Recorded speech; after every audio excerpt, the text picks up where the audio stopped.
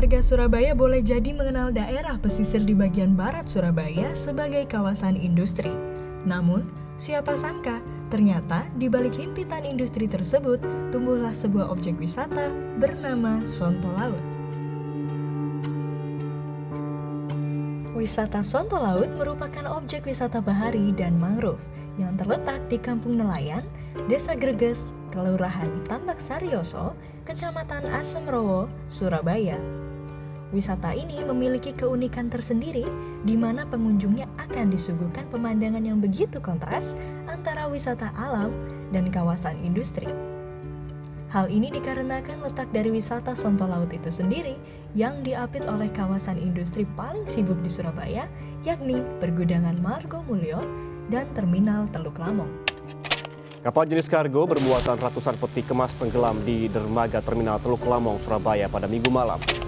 Kapal yang telah terisi muatan peti kemas tiba-tiba miring ke kanan sesaat setelah melakukan aktivitas muat.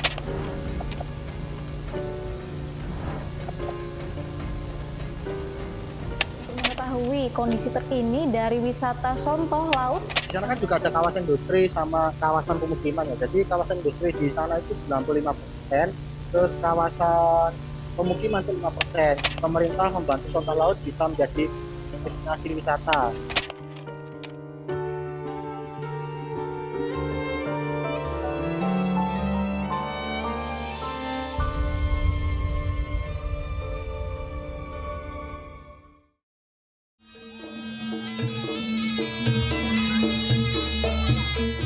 Salah satu orang yang memiliki peranan penting dalam pertumbuhan wisata Sonto Laut adalah Bapak Sodik Mahfudz, yang dipercayai oleh warga untuk menjadi ketua kelompok sadar wisata atau Pokdarwis.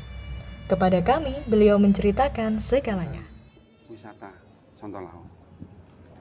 Semenjak dibangunnya gedung ini, gedung Tambat Labu Sonto Laut oleh pemerintah pada waktu itu, tahun 2010, zamannya Pak Wali Bambang Deha, itu teman-teman sangat semangat sekali untuk punya cita-cita bersama bagaimana supaya di tempat ini diadakan wisata bahari Sonto Laut, karena teman-teman nelayan melihat begitu luar biasa potensi yang dimiliki. Ibarat kami mengistilahkan seperti intan yang terpendam. Nah, perlu digali lebih dalam lagi. Sempat terjeda selama kurang lebih 9 tahun, cita-cita itu kembali dibangkitkan dan mendapat respon yang baik dari camat setempat. Alhamdulillah ini berkat Pak Camat yang luar biasa menyambut aspirasi dari bawah, sehingga istilahnya seperti gayung bersambut. Pak Camat yang luar biasa, masyarakat yang luar biasa jadi. Artinya saling mendukung, saling mengisi. Nah, pertama, kita memang awal-awal tahun 2019 kita dapat SK dari Dinas Pariwisata. Itu belum ada apa-apa. Tapi kita sering membuat event-event. Termasuk kita pernah mengadakan event pada tahun 2019, yaitu pengibaran bendera di tengah laut. Kita live siaran TVRI Jakarta. Itu sempat viral. Dengan keviralan itu, akhirnya banyak yang datang ke sini menanyakan bagaimana tentang wisata bahari Sonto Laut.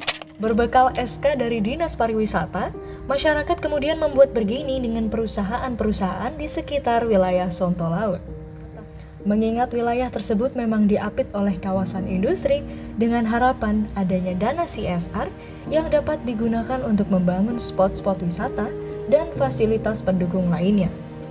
Dari sekian banyak respon, yang diperoleh hanya Pelindo lah yang peduli.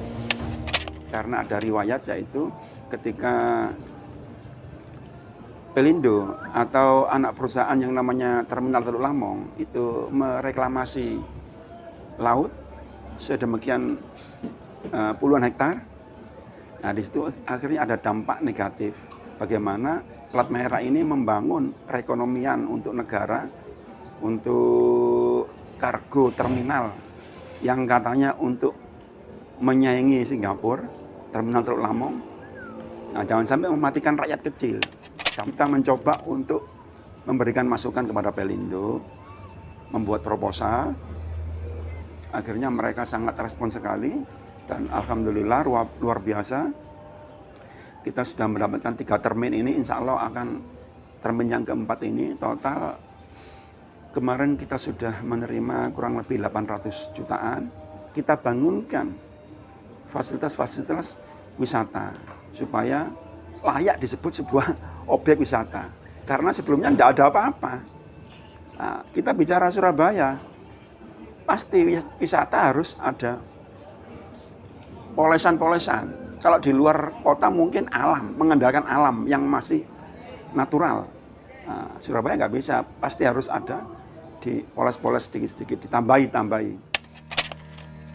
Bermodalkan dana CSR dari Pelindo, masyarakat kemudian membangun berbagai fasilitas umum seperti musola, toilet, dan sentra kuliner.